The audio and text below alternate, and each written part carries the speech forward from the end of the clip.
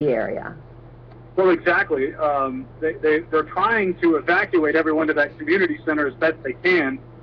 For those, obviously, as I was saying, there are some homes that are near that plant that are already on fire. They're trying to get the rest of those residents out, and any nearby communities asking them to leave, even if they have to, helping them leave and get to that community center as best they can.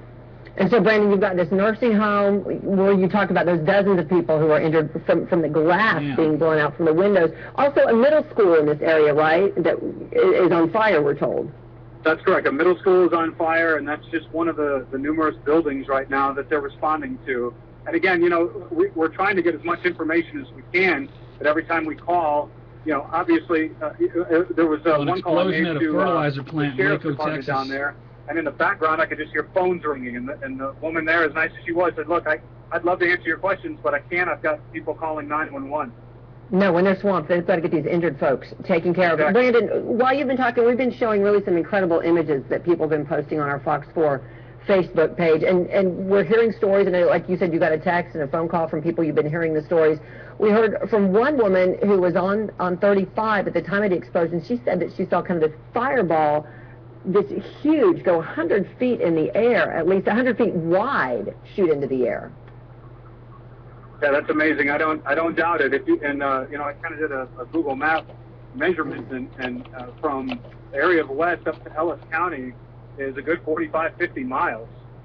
Here's something to interject here. We talked about the instability of this fertilizer. Maybe the Waco Tribune is reporting that several firefighters and others were injured in an apparent fertilizer plant explosion. So that leads me to believe the firefighters were there fighting a fire and were on scene and were injured. So that might have been the ignition. If firefighters were there and are now injured fighting it, that may answer some questions about exactly how this started.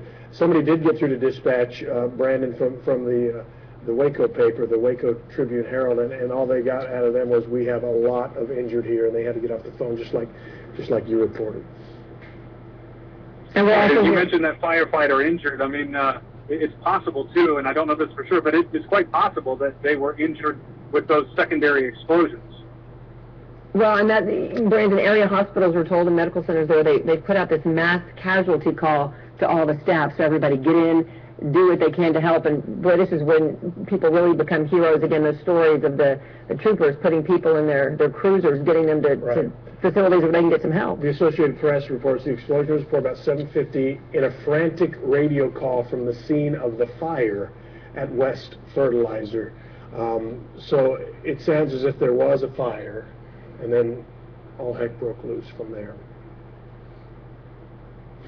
All right, so west, I think we've all passed by there, headed south to anywhere, if you're going to Austin or whatever, and a lot of us stop there. So there is a large-scale emergency situation going on, rescues, fires burning, and as a matter of fact, all kinds of rescue crews from North Texas headed south to do whatever they can. And Steve, as you mentioned, this happened about 7:50. Brandon Todd, who's with us on the phone, telling us there have been secondary explosions since this initial large explosion that people are describing just as absolutely huge, and that we're seeing the pictures of dozens of people injured, at least 30 from this one particular nursing home. We've got, sounds like, gosh, a dozen other structures on fire because of this blast, the middle school, the nursing home. We heard a story, one woman, the front of her house was blown off. Houses knocked off their foundations, that type of thing.